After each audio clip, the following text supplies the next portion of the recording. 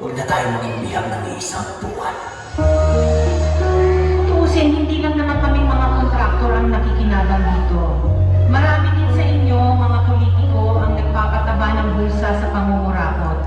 Kawawa po talaga ang mga mamamayang Pilipino kasi ninanakaw lang natin ang kabal ng bayan. Sino umaahon, tayo ba o sila? Mga ngiti nila habang nakalubog ka ba sa lapang tapos na pinagyan ang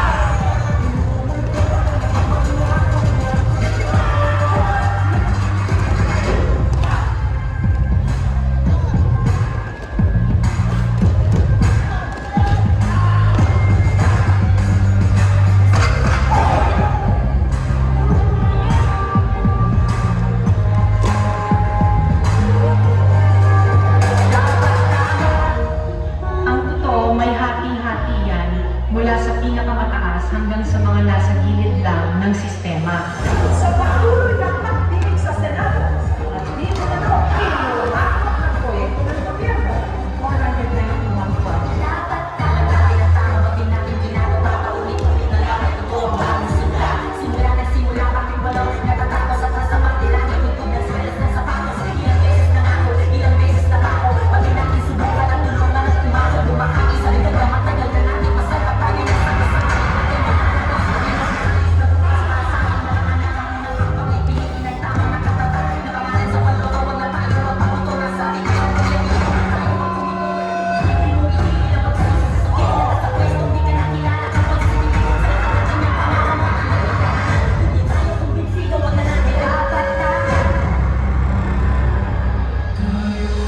Huwag ninyong ipakita sa publiko na malinis kayo dahil sa bawat proyekto may kapalit na porsyento para sa inyong mga opisina. Tingnan ninyo rin ang mga pangalan na nakaupo ngayon at lalo na sa mismong mga nagpapalakad ng gobyerno.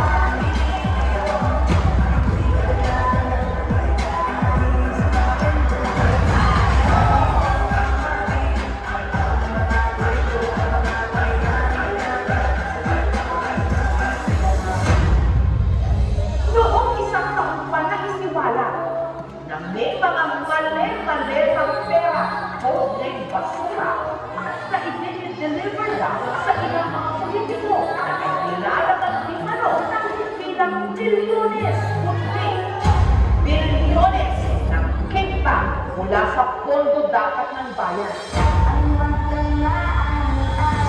Nakakapagod mong maging mahirap.